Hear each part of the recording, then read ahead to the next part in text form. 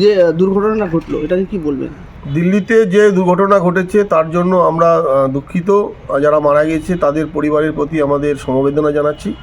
কিন্তু এত লোকের ভিড় হঠাৎ করে প্রশাসনের কাছেও সেরকম আর সূচনা ছিল না নিশ্চিতভাবে।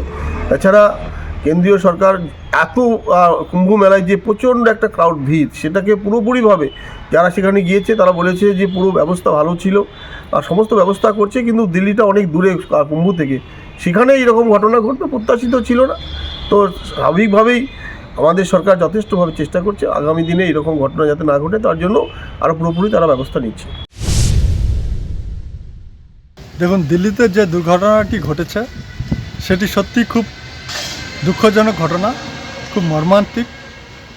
কোনো দুর্ঘটনাই কারো পক্ষে সুখকর নয়। তো আমরা কোনোভাবেই এটা সমর্থন করি না। আজকের যে দুর্ঘটনাটি ঘটেছে সেই দুর্ঘটনাটা যাতে আগামীতে না ঘটে, সেই দুর্ঘটনার জন্য কোনোভাবে যদি কেউ এর সঙ্গে যুক্ত হয়ে থাকে, কেউ চক্রান্ত হয়ে আছে কিনা, সেই বিষয়টাই আমাদের সরকার দেখার চেষ্টা করছে। তো যদি এটার জন্য কেউ দোষী হয়ে থাকে, সেটার জন্য আমরা আমাদের সরকার পক্ষ থেকে কেন্দ্রীয় সরকার এর জন্য ব্যবস্থা গ্রহণ করবে এবং এটা নিয়ে একটি তদন্ত হচ্ছে, যাতে আগামী দিনে যদি এটা কেউ ম্যানমেড বা চক্রান্ত করে থাকে তাহলে তার ব্যবস্থা গ্রহণ করা হবে। যে কুম্ভ মেলায় পদপিষ্ট হয়ে মানুষ মারা গেল, দিল্লি স্টেশনে পদপিষ্ট হয়ে মানুষ মারা গেল, কি বলবেন এটা নিয়ে? এটা নিয়ে বলা বলতে, ওখানে যারা কুম্ভতে যাচ্ছে তাদেরকে জিজ্ঞাসা করবেন যে ওখানের ব্যবস্থাপনা, সরকারের ব্যবস্থাপনাটা কত সুন্দর। ITBP, BSF, CRPF, CISF, UP police, সমস্ত কিছু আছে। মানে প্রশাসনিক দিক থেকে পুলিশ সুযোগ সুবিধা আছে।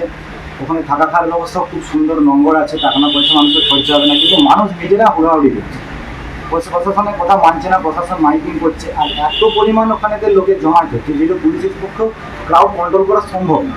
পুলিশের কথা শুনছে না, পাবলিক হুড়াহুড়ি করছে। কিছু লোক পিছন থেকে কোনো একটা গুজব জোর করে চিৎকার করে দিল, সামনের লোক হড়াহড় করে এগিয়ে চলে যাচ্ছে। এভাবে পদপিষ্টের ঘটনা ঘটছে।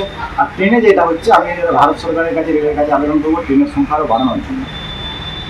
আর কুম্ভ নিয়ে আমাদের পশ্চিমবঙ্গে বিশেষ করে কিছু মিডিয়া, যেগুলো টিভি চ্যানেল, যে গুজব গেল ওটা যেমন এবিপি আনন্দের বলছে যে একদিনেতে 5,000 টাকা নাকি রুম ভাড়া, এমন ফালতু বলছে, কান দেবেন না। আমি বলছি, কারণ আমি যে ওখানে 3 দিন কাটিয়ে এসেছি, 100 টাকা ট্রেন ভাড়া। আবার ওখানে যে কিছু ট্রেন আছে যেগুলো আমাদের বাঁকুড়া জেলার সোনামুখীর একটা আশ্রম ওখানে গেছে, তারা বিনা পয়সা আমাদের বাঁকুড়া জেলার লোকেদের এরকম থাকে। তো আমি সমস্ত মানুষের কাছে বলবো, সনাতন ধর্মের সংস্কৃতি এটা। তো কুম্ভ থেকে ঘুরে আসুন, আর ওখানে থাকা খাওয়া সমস্ত কিছু যাতায়াতের খরচাটা। আর অবশ্যই আপনারা জানেন তীর্থমানে একটু কষ্ট আছে, ট্রেনে যাবেন একটু কষ্ট করতে, মানে আপনি যাচ্ছেন তীর্থ করতে, তীর্থমানে কষ্ট হবে। কিন্তু যান, একবার ঘুরে আসুন, গুজবে কান দেবেন না। 144 বছর পরে এই সুযোগ পাবেন, কুম্ভ থেকে যান, ঘুরে আসুন। এসব পদপিষ্ট হওয়ার কোনো ব্যাপার নেই। যেখানে ভিড় হবে আপনি পিছনে থাকবেন, ভিড় এগিয়ে চলবেন। ভিড় তো হবে, এত একটা সারা বিশ্বের রেকর্ড একটা, এখনো পর্যন্ত প্রায় 52 কোটি লোক চান করেছে 1 মাসের মধ্যে। এটা আমাদের সনাতন ধর্মের একটা রেকর্ড। নিজেকে সনাতন ধর্মাবলম্বী হিসেবে আমি নিজেকে গর্বিত হবে। কুম্ভ মেলাটা ধরুন এত বড় একটা মেলা, যেটা 144 বছর পরে হচ্ছে। আমাদের প্রত্যেকে এর আগে কি হয়েছিল সেটা আমরা জানি না, কিন্তু যে সিচুয়েশনটা দেখলাম তাদের ধরুন 144 বছর পরে যে মেলাটা হচ্ছে, সেখানে তো লোকজন থাকবেই, প্রচুর পরিমাণ লোকজন আছে। সেই লোকজনকে ট্যাকেল করার জন্য পুলিশ প্রশাসন যথেষ্ট স্ট্রং, এবং পুলিশ প্রশাসনকে একটা সিস্টেমে তাদেরকে ভাগ করে দেওয়া হয়েছে যে আপনারা এদিকটা দেখুন, আপনারা ওদিকটা দেখুন। দেখলাম পুরো জায়গাটাকে একটা সিস্টেমিক ওয়েতে ওরা কত সুন্দরভাবে পরিচালনা করছে।